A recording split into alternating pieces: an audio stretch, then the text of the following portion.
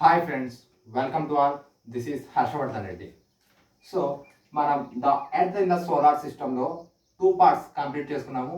So మొత్తము ఈ lesson అనేది ఎన్సీఆర్టీ బేస్, అలాగే స్టాండర్డ్ బుక్స్ అయిన మా జీసీ లియాంగ్, మస్జిద్ హుసేన్, అలాగే Telugu academy books and B A Ambedkar open university books. So ఆ బుక్స్లోని మొత్తం కంటెంట్ అన్నింటినీ నేను మీకు పార్ట్ 1 పార్ట్ 2 వీడియోలో అందించాను. మరి ఇదే topic the earth in the solar సిస్టంలో మనము యూపీఎస్సి అండ్ గ్రూప్ 1 అంటే ఏపీపీఎస్సి, టీఎస్పీఎస్సి కండక్ట్ చేసే గ్రూప్ 1 ఎగ్జామ్స్కి టాప్ 100 బిట్స్ ఈ టాపిక్ నుంచి the earth in the solar system నుంచి టాప్ 100 ఎంసీక్యూస్ మనం ఇప్పుడు డిస్కస్ చేద్దాము. సో ఫస్ట్ ఎంసీక్యూ వచ్చేసి వాయు భరిత పరికల్పన సిద్ధాంతాన్ని ప్రతిపాదించినది ఎవరు? సో వాయు భరిత పరికల్పన సిద్ధాంతం అన్నా, లేకపోతే దీన్ని ఇంగ్లీష్లో గ్యాషియస్ సిద్ధాంతం అని అంటారు. సో వాయుభరిత పరికల్పన సిద్ధాంతాన్ని ప్రతిపాదించినది ఇమ్మాన్యువల్ కాంట్. ఒకసారి ఇక్కడ నేమ్ రాస్తా చూడండి, కొంచెం కష్టంగా ఉంటుంది ఇది. Emmanuel can't. So Emmanuel can't ఇతను వాయుభరిత పరికల్పన సిద్ధాంతాన్ని ప్రతిపాదించాడు. మరి ఈ వాయుభరిత పరికల్పన సిద్ధాంతం ఏమిటి అంటే, ఇది కూడా మనకు బిగ్ బ్యాంగ్ సిద్ధాంతం మారితే విశ్వం యొక్క ఆవిర్భావాన్ని, సూర్యుడు ఎలా ఏర్పడ్డాడు, భూమి ఎలా ఏర్పడింది అనే దాన్ని ఇది ప్రతిపాదించింది. మరి ఈ సిద్ధాంతం ప్రకారము ఈ సిద్ధాంతాన్ని ఎక్కువ మంది శాస్త్రవేత్తలు విశ్వసించలేదు, అంటే ఎక్కువ మంది ఆమోదించలేదు. అందువల్ల ఎక్కువగా వాడుకలోకి రాలేదు. ప్రస్తుతం అయితే మనం బిగ్ బ్యాంగ్ సిద్ధాంతాన్ని ఎక్కువగా విశ్వసిస్తున్నాము. సో ఈ బిగ్ బ్యాంగ్ సిద్ధాంతం కన్నా ముందే ఈ వాయుభరిత పరికల్పన సిద్ధాంతం అనేది ప్రతిపాదించబడింది. సో అలాగే ఈ వాయుభరిత పరికల్పన సిద్ధాంతం ఎలాగైతే ప్రతిపాదించబడిందో అలాగే ఇంకో సిద్ధాంతం కూడా ప్రతిపాదించబడింది. సో సెకండ్ ఎంసీక్యూ వచ్చేసి నిహారిక పరికల్పన సిద్ధాంతాన్ని ప్రతిపాదించినది ఎవరు? సో నిహారిక పరికల్పన సిద్ధాంతాన్ని ఎవరు అంటే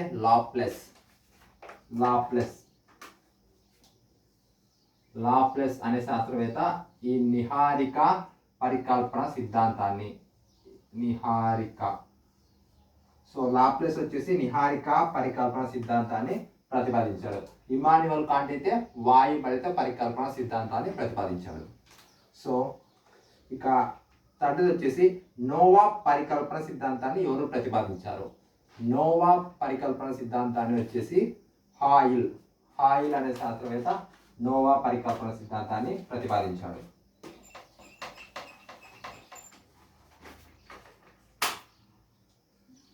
నోవా పరికల్పన సిద్ధాంతాన్ని హాయిల్ అనే శాస్త్రవేత్త. ఓకేనా? ఈ 3 సిద్ధాంతాలు అనేది ఇంపార్టెంట్. ఇమాన్యువల్ కాంట్ వచ్చేసి వాయుభరిత పరికల్పన సిద్ధాంతము, అలాగే నిహారిక పరికల్పన సిద్ధాంతాన్ని వచ్చేసి లాప్లస్, అలాగే నోవా పరికల్పన సిద్ధాంతాన్ని వచ్చేసి హాయిల్. బిగ్ బ్యాంగ్ సిద్ధాంతాన్ని వచ్చేసి చెప్పుకున్నాం మనం, జార్జ్ లెమైటర్ అని. సో నెక్స్ట్ సూర్యునిలో శక్తి జనకానికి కారణమైన చర్యను ఏమని పిలుస్తారు? సూర్యునిలో శక్తి జనకానికి అంటే మనకి ఇప్పుడు వస్తున్న సన్లైట్ అది ఎలా వస్తుంది, అది జరగడానికి, ఆ చర్యను జరగడానికి ఏమని పిలుస్తారు అని అంటున్నారు. సో సూర్యునిలో శక్తి జనకానికి కారణమైన చర్యని ఏమని పిలుస్తారు? మనము కేంద్రక సంలీలన చర్య అని చెప్పుకున్నాము. సో కేంద్రక సంలీలన చర్య ఎలా జరుగుతుంది? సూర్యునిలో ఉండే 4 హైడ్రోజన్ అణువులు కలిసి ఒక హీలియం అణువుగా ఏర్పడతాయి. సో మరి అలా ఏర్పడే క్రమంలో ఆ 4 హైడ్రోజన్ల యొక్క బరువు ఆ ఒక హీలియం బరువు కన్నా తక్కువగా ఉంటుంది. ఓకేనా? అంటే ఇక్కడ 4 హైడ్రోజన్ల బరువు ఎంతైతే ఉంటుందో అక్కడ ఏర్పడే హీలియం బరువు ఈ 4 కన్నా తక్కువగా ఉంటుంది. అంటే మధ్యలో ఎనర్జీ అనేది లాస్ అవుతుంది. సో ఆ ఎనర్జీ అనేది ఫోటాన్ రూపంలో మనకి సూర్యుని నుంచి సూర్యరశ్మి రూపంలో మనకి వస్తుంది. సో ఇది సూర్యునిలో శక్తి జనకానికి కారణమైన చర్యను ఏమని పిలుస్తారు అంటే కేంద్రక సంలీలన చర్య. ఓకే, నెక్స్ట్ బిట్ వచ్చేసి సూర్యునిలో ఎక్కువ శాతం విస్తరించిన వాయువు ఏది? సూర్యునిలో ఎక్కువగా విస్తరించిన వాయువు ఏది అని అంటే హైడ్రోజన్ వచ్చేసి నియర్లీ 75% ఉంది. ఎంత అంటే 75%. సో మిగతా 24.5% హీలియం ఉంది. హైడ్రోజన్ వచ్చేసి 75% ఉంది, హీలియం వచ్చేసి 24.5% ఉంది. రిమైనింగ్ వచ్చేసి మిగతా వాయువులు ఉన్నాయి. సో మేజర్గా వచ్చేసి ఎక్కువగా ఉండేది హైడ్రోజన్. అది ఎంత పర్సెంట్ ఉందంటే 75. కొన్ని బుక్స్లో అయితే హైడ్రోజన్ పరిమాణం వచ్చేసి 71% అని కూడా ఇచ్చారు. సో మనము యాక్చువల్గా అయితే సూర్యునిలో ఎక్కువ శాతం ఉన్న వాయువు హైడ్రోజన్ ఎంత పర్సెంట్ ఉందంటే 75% వరకు ఉంది. సో అలాగే సూర్యుని కాంతి భూమికి చేరడానికి ఎంత సమయం పడుతుంది అంటే 8 నిమిషాల 20 సెకండ్లు. ఓకేనా ఫ్రెండ్స్? సూర్యుని నుండి ఆ సూర్యకాంతి భూమికి చేరడానికి 8 నిమిషాల 20 సెకండ్లు. సో మీకు ఈ టాపిక్ ఎక్స్ప్లెయిన్ చేసినప్పుడు ఒక ఇంపార్టెంట్ పాయింట్ చెప్పాను ఇంకోటి. సూర్యుని కోర్ భాగం నుంచి సూర్యుని ఉపరితలానికి రావడానికి ఎంత టైం పడుతుంది అని. సో సూర్యుని ఉపరితలం నుండి సూర్యకాంతి సూర్యుని కోర్ నుంచి సూర్యుని ఉపరితలానికి రావడానికి దాదాపు 1,72,000 సంవత్సరాలు పడుతుంది. మరి ఎందుకు అంత సమయం పడుతుందంటే అది కూడా చెప్పాను. అందులో ఉండే హైడ్రోజన్ అణువులకు ఈ సూర్యకాంతి అనేది ఒకదానితో ఒకటి కొలిజన్ జరుగుతూ అది తన మార్గాన్ని డైవర్ట్ చేసుకుంటుంటుంది. అంటే సపోజ్కి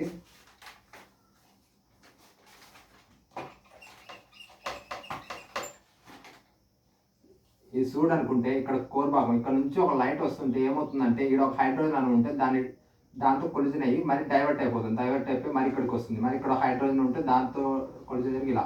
సో ఇది అనేది అనేక సార్లు పరావర్తనం చెందుతూ అలా సూర్యుని యొక్క ఉపరితలానికి రావడానికి దాదాపు 1,72,000 సంవత్సరాలు పడుతుంది ఇక్కడ నుంచి ఇక్కడికి రావడానికి. మరి ఇక్కడ సూర్యుని ఉపరితలం నుంచి మన భూమిపైకి రావడానికి ఎంత టైం పడుతుందంటే 8 నిమిషాల 20 సెకండ్లు. సో సూర్యకాంతి సూర్యుని నుండి భూమికి రావడానికి పట్టే సమయము 8 నిమిషాల 20 సెకండ్లు. సో నెక్స్ట్ వచ్చేసి సూర్యుని కిరణాలు భూమికి ఏ రూపంలో చేరుతాయి? సూర్యుని కిరణాలు భూమికి ఏ రూపంలో చేరుతాయంటే హ్రస్వ తరంగాల రూపంలో. సో ఎలాంటి తరంగాలు? హ్రస్వ తరంగాల రూపంలో. అలాగే నెక్స్ట్ బిట్, సూర్యుని యొక్క ఉపరితలం ఉష్ణోగ్రత ఎన్ని డిగ్రీలు ఉంటుంది? సో సూర్యుని యొక్క ఉపరితలం ఎన్ని డిగ్రీలు ఉంటుందంటే మనం చెప్పుకున్నాము 6,000 డిగ్రీ సెంటీగ్రేడ్ ఉంటుంది సూర్యుని యొక్క ఉపరితలం అంటే ఏమంటుంది? ప్రోటోస్పియర్. సో ఈ ప్రోటోస్పియర్ భాగం అనేది ఎంత టెంపరేచర్ ఉంటుంది అంటే 6,000 డిగ్రీ సెంటీగ్రేడ్ ఉంటుంది. సూర్యుని యొక్క కేంద్రంలో ఎన్ని డిగ్రీల ఉష్ణోగ్రత ఉంటుంది? సో సూర్యుని యొక్క కేంద్రం ఇక్కడ కోర్ భాగం చెప్పాం కదా, ఇక్కడ వచ్చేసి 1,00,000 డిగ్రీ సెంటీగ్రేడ్ ఉంటుంది. సూర్యుని ఉపరితలం అయితే ఎంత ఉంటుంది? సూర్యుని ఉపరితలము 6,000 ఉంటుంది. సో నెక్స్ట్ బిట్ వచ్చేసి సూర్యుని ఆకర్షణ శక్తి భూమి ఆకర్షణ శక్తి కంటే ఎన్ని రెట్లు ఎక్కువగా ఉంటుంది? సో సూర్యునికి గురుత్వాకర్షణ శక్తి ఉందని చెప్పాము, అలాగే భూమికి కూడా గురుత్వాకర్షణ శక్తి ఉంది.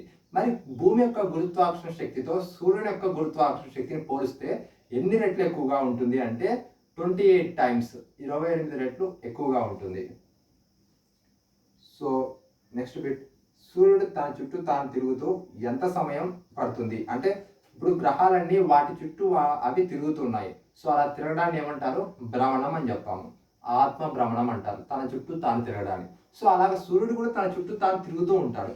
సో సూర్యుడు తన చుట్టూ తాను తిరుగుతూ పాలపుంత చుట్టూ కూడా తిరుగుతాడు. సో మనకు వచ్చేసి ఉన్న గెలాక్సీ పేరు పాలపుంత లేదా ఆకాశగంగా అని చెప్పాము. సో ఈ సూర్యుడు ఏమంటే తన చుట్టూ తాను తిరుగుతూ పాలపుంత చుట్టూ కూడా తిరుగుతూ ఉంటాడు. బట్ తన చుట్టూ తాను తిరగడానికి ఎంత సమయం పడుతుంది అంటే 26 రోజులు పడుతుంది. మామూలు యాక్చువల్గా అయితే 25.9 రోజులు.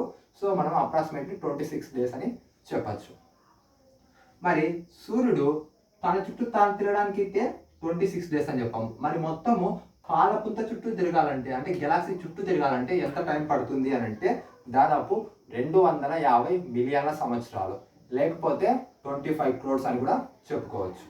సో 25 కోట్ల సంవత్సరాలు పడుతుంది సూర్యుడు ఒక్కసారి ఆ పాలపుంత చుట్టూ తిరిగి రావాలి అంటే. సో ఆ పాలపుంత ఎంత పెద్దగా ఉంటుందో మీరు అర్థం చేసుకోండి. సో సూర్యునిలో ఎన్ని పొరలు ఉన్నాయి? ఇది నెక్స్ట్ బిట్. సూర్యునిలో ఎన్ని పొరలు ఉన్నాయి? సూర్యునిలో ఎన్ని పొరలు ఉన్నాయి మనం చెప్పుకున్నాము. 3 పొరలు ఉంటాయి. అవి ఏమేమి? Proto ఆవరణము, క్రోమో ఆవరణము, corona. So ప్రోటోస్పియర్, chromosphere, corona ఇలా 3 లేయర్స్ ఉంటాయి. సో సూర్యుని యొక్క ఉపరితలం ఏమవుతుంది?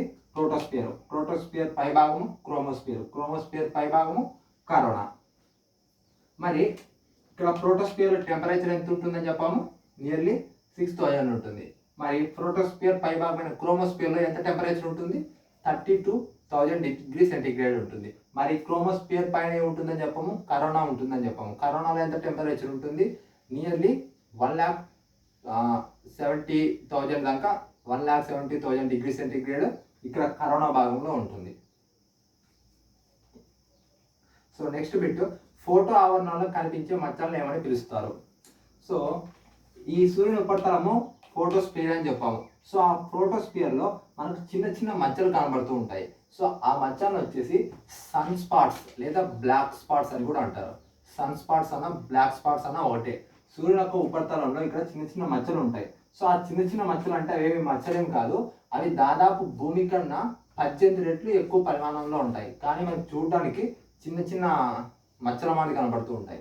అవి కానీ భూమి కన్నా 18 రెట్లు ఎక్కువ పెద్దగా ఉంటాయి. కానీ అవి ఎందుకు ఉపయోగపడతాయంటే సూర్యునిలో నుంచి విద్యుత్ అయస్కాంత తరంగాలు అంటే జ్వాలలు, అగ్ని జ్వాలలు విద్యుత్ అయస్కాంత తరంగాల రూపంలో బయటకు వస్తూ ఉంటాయి. సో అలాంటివి ఎక్కడ నుంచి బయటకు వస్తాయంటే ఈ బ్లాక్ స్పాట్స్ నుంచే బయటకు వస్తూ ఉంటాయి. సో మనకి ఇక్కడ వాడు ఏమడిగాడు, ఫోటో ఆవరణంలో కనిపించే మచ్చలను ఏమని పిలుస్తారు అంటే సన్ స్పాట్స్ లేదా బ్లాక్ స్పాట్స్ ఏదైనా ఒకటే. సూర్యునిలో ఏ పొరను కలర్ స్పియర్ అని పిలుస్తారు? సూర్యునిలో ఏ పొరని, మొత్తం 3 పొరలు ఉన్నాయి కదా, మరి ఏ పొరను కలర్ స్పియర్ అని పిలుస్తారంటే క్రోమా ఆవరణాన్ని కలర్ స్పియర్ అని పిలుస్తారు. సూర్యునిలో అధిక ఉష్ణోగ్రత కలిగి ఉండే పొర ఏది? సూర్యునిలో అధిక ఉష్ణోగ్రత కలిగి ఉండే పొర 3వ పొర అయిన కరోనా. ఫస్ట్ పొరకు వచ్చేసి అంటే ఫస్ట్ ఏముంటుంది, ఫోటోస్పియర్ ఉంటుంది కాబట్టి దాని టెంపరేచర్ 6,000 ఉంటుంది. సెకండ్ దాంట్లో నియర్లీ 32,000 దాకా ఉంటుంది. థర్డ్ పొరలో ఏముంటుంది, అక్కడ కరోనా భాగం కాబట్టి అక్కడ వచ్చేసి దాదాపు 1,70,000 దాకా టెంపరేచర్ ఉంటుంది. సో సూర్యునిలో అధిక ఉష్ణోగ్రత కలిగి ఉండే పొర ఏది అంటే కరోనా. అలాగే మన భూమిపైన ఏ రోజున ఉత్తరార్ధగోళంలో అత్యధిక పగులు ఉంటుంది? సో ఉత్తరార్ధగోళం అంటే మీకు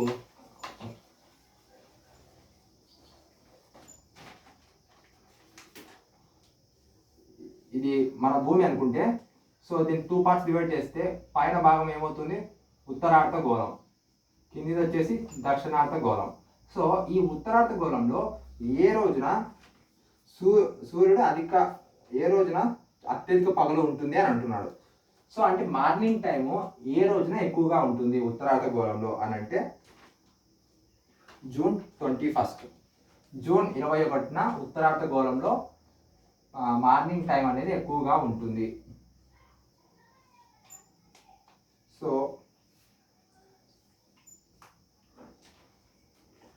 ఎందుకు ఉంటుందంటే మామూలుగా సో నెక్స్ట్ MCQ, ఏ రోజున ఉత్తరార్ధగోళంలో అత్యధిక పగలు ఉంటుంది? సో అంటే మార్నింగ్ టైము నార్త్ సైడ్ అంటే మనం ఇప్పుడు భూమి చూసుకుంటే సో ఇలా ఉన్నప్పుడు ఇది ఉత్తరార్ధగోళం అవుతుంది, ఉత్తర భాగము. కింద దక్షిణ భాగంలో ఉంటుంది దక్షిణార్ధగోళం, పై భాగం ఉత్తరార్ధగోళం, కింది దక్షిణార్ధగోళం. ఇది నార్త్ సైడ్, ఇది సౌత్ సైడ్ కదా. సో ఇప్పుడు ఏమవుతున్నా అంటే ఏ రోజున ఉత్తరార్ధగోళంలో అత్యధిక పవర్ ఉంటుంది అంటే మార్నింగ్ టైము ఏ డే ఉత్తరార్ధగోళంలో అంటే నార్త్ సైడ్లో ఎప్పుడు మార్నింగ్ టైం ఎక్కువగా ఉంటుంది అంటే జూన్ 21. జూన్ 21న మార్నింగ్ టైం ఎక్కువగా ఉంటుంది ఉత్తరార్ధగోళంలో.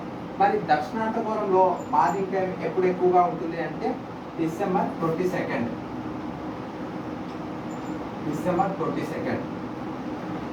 ఉత్తరార్ధగోళంలో అయితే మార్నింగ్ టైం జూన్ 21న ఎక్కువగా ఉంటుంది. అదే దక్షిణార్ధగోళంలో అయితే డిసెంబర్ 22న ఎక్కువగా మార్నింగ్ టైం ఉంటుంది.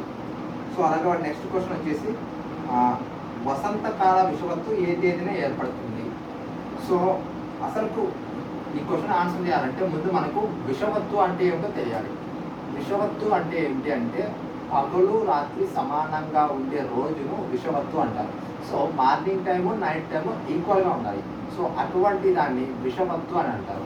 సో ఇలాంటి విషవత్తు అనేది ఏ తేదీన ఏర్పడుతుంది? సమ్మర్ సీజన్లో. మనకి ఋతువులు వచ్చేసి 6 ఉంటాయి. సో ఆ వసంత ఋతువులో విషవత్తు ఎప్పుడు ఏర్పడుతుంది అని అంటే మార్చి 21న వసంతకాల విషవత్తు ఏర్పడుతుంది. విషవత్తు అంటే మార్నింగ్ అండ్ నైట్ టైం ఈక్వల్గా ఉండాలి.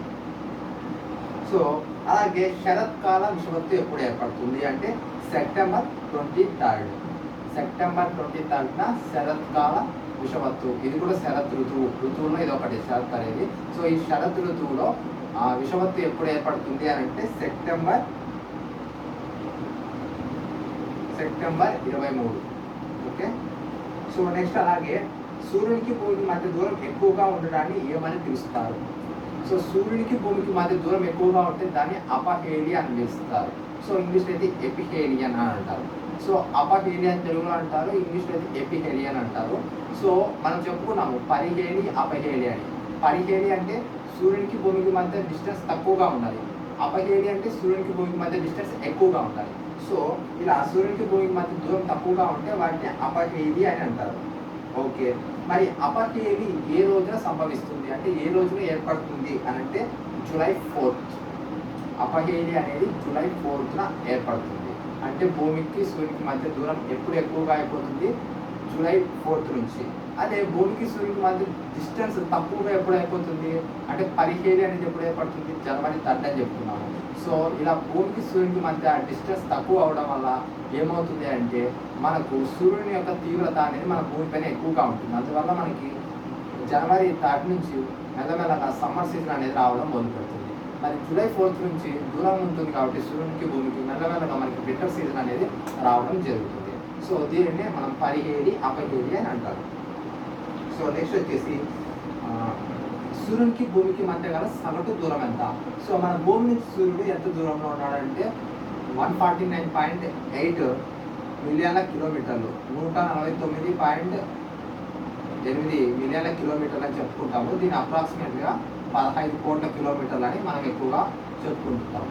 మరి సూర్యునికి భూమికి చాలా ఎక్కువ దూరం ఉంటే దాన్ని అపహేలి అన్నాము. మన అలా అపహేలి సమయంలో సూర్యునికి భూమికి ఎంత దూరం ఉంటుందంటే దాదాపు 15,20,00,000 కిలోమీటర్ల దూరం ఉంటుంది.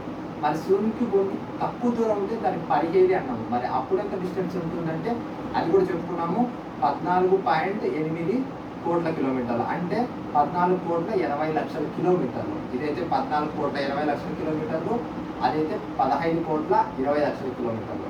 మరి యావరేజ్గా దీనికి డిస్టెన్స్ ఎంత అంటే నియర్లీ 15 కోట్లు అని చెప్పుకోవచ్చు. సూర్యుడి నుండి విడుదలయ్యే విద్యుదావేశం చెందిన రేణువులను ఏమని పిలుస్తారు? సో మనం ఇప్పుడు చెప్పుకున్నాం ఇక్కడ బ్లాక్ స్పాట్స్ నుంచి కొన్ని విద్యుదయస్కార తరంగాల రూపంలో వస్తాయని. సో వాటిని ఏమంటారు అని అడుగుతున్నాం. దాన్ని ఏమంటారంటే సౌర పవనాలు లేదా సౌర జ్వాలలు అని అంటారు. సో ఇక్కడ ఈ బ్లాక్ స్పాట్స్ నుంచి సూర్యులో నుండి కొన్ని జ్వాలలు వస్తూ ఉంటాయి, వాటిని సౌర జ్వాలలు అని అంటారు. సో ఈ సౌర జ్వాలలు అనేది మనకి థర్మో ఆవరణం ద్వారా మన భూమికి ప్రవేశిస్తాయి. అలా ప్రవేశించడం వల్ల థర్మో ఆవరణంలో ఉండే అనేక రకాలైన శాటిలైట్స్ ప్రభావం చూపించడము, అలాగే విద్యుత్ గ్రిడ్స్ పాడవడము, మన భూమిపై ఉండే ఆక్సిజన్ పరిమాణం తగ్గడము, ఇలాంటివి అనేక ప్రమాదాలు చోటు చేసుకుంటాయి. సూర్యుని కిరణాలు మొట్టమొదటిగా జపాన్లో ఏ ప్రాంతంపై పడతాయి? సో సూర్యుని కిరణాలు మార్నింగ్ టైంలో ఇప్పుడు సూర్యుడు మనకు ఉదయిస్తాడు కదా, ఉదయిస్తానే మొట్టమొదట జపాన్లో పడతాయంట. మరి ఆ జపాన్లో ఏ ప్రాంతంలో పడతాయంటే టుంగా దీవులు, టుంగా అనే దీవుల మీద ఈ సూర్యకిరణాలు అనేవి మొట్టమొదటిగా పడతాయి. దీని పేరు వచ్చేసి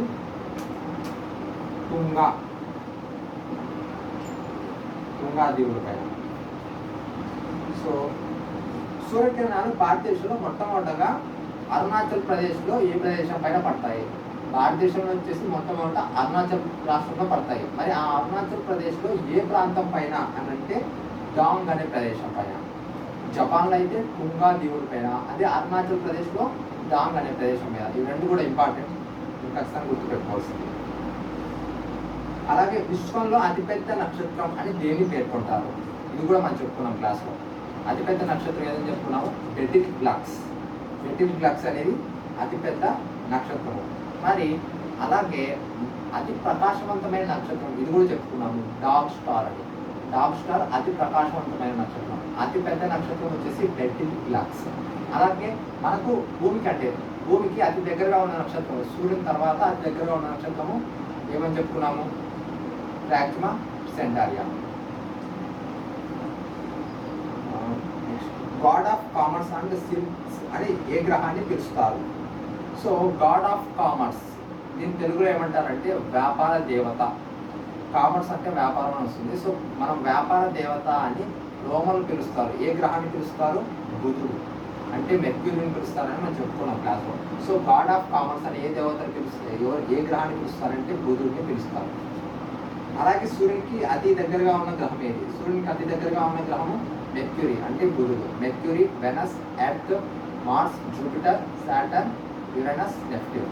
సో లాస్ట్ ప్లూటో ఉంటుంది. ప్రజెంట్ ప్లూటో అయితే దాన్ని గ్రహంగా పరిగణించద్దు, అది కూడా చెప్తున్నాం. ఏ గ్రహం మీద ఉష్ణోగ్రతల వ్యత్యాసం అత్యధికంగా ఉంటుంది? ఏ గ్రహం మీద ఉష్ణోగ్రతల వ్యత్యాసం అత్యధికంగా ఉంటుంది అంటే ఇదే బుధుడే. బుధుడి మీదే ఉష్ణోగ్రతల వ్యత్యాసం అనేది అత్యధికంగా ఉంటుంది. ఎందుకంటే సూర్యుడి చుట్టూ బుధుడు తిరిగేటప్పుడు ఏమవుతుంది అని అంటే బుధుడు సపోజ్ చూపిస్తుంది.